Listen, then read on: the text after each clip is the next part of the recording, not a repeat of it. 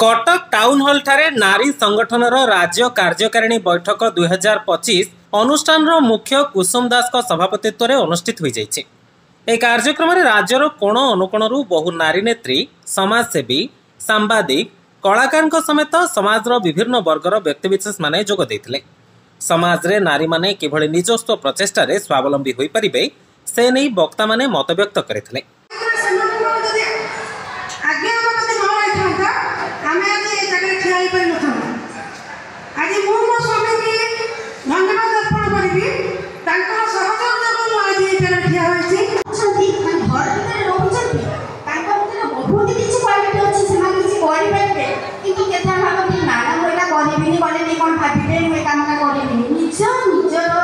दक्षता अच्छी से बाहर को आने से नारी संगठन लक्ष्य। आम समस्त प्रतिभा बाहर को आने को चाहूँ समस्त रोजगार ये विभिन्न जिलू आसी नारी माने जोग देती समस्त को शुभेच्छा और मो तरफ आंतरिक अभिनंदन। नारी संगठन ओडिशा रे मैडम अच्छा मीराराणी दास राज्य सभापति एमती सब स्टेट रे यार संगठन होती जहाँकि मत से मैंने नेशनल प्रेसिडेंट भाव में जातीय सभानेत्री भाव में बाछी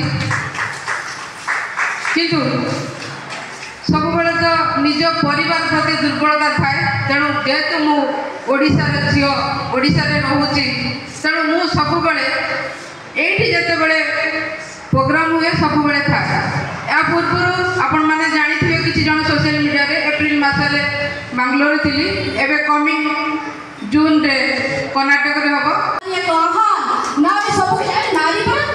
जन्म दे पारे नुआ जीवन सृष्टि कर पारुची आमे से नारी आ मो भी से नारी भावे गर्वित आ कुसुम मैडम आपण डरू ना मु भी अछि आपण संगरे आमे सब अछि आपण को संगरे उपस्थित सब नारी मान को भीतर शक्ति अछि आपण आगे बढ़ंतु। कलाहांडीर नृत्यशिल्पी मानक द्वारा चिताकर्षक सांस्कृतिक कार्यक्रम परिवेशित होइतला।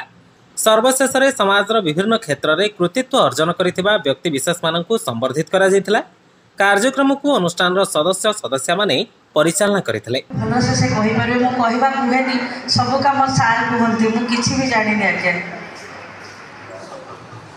अनुरोध करिबो आनंद सार मुहरु ए जो सेवाश्रम चिन्मयी कहले सान बड़ी चिन्मयी अनेक जाना उप सेवाश्रम भाई उप सेवाश्रम विषय किछि कहिबे आपण माने जानि परिबे सेवा कोन। जय जगन्नाथ।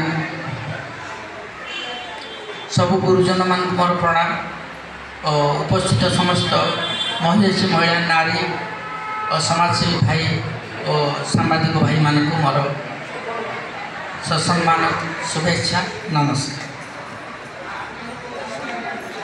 आम आश्रम नारी उफ क्या कष्ट हुए प्रथम बाटर बाहर से कष्ट को लाघव करने से कष्ट को ही लाघव करने आम आश्रम ना हूँ उप सेवाश्रम। ब्यूरो रिपोर्ट लिवलाई पड़िया।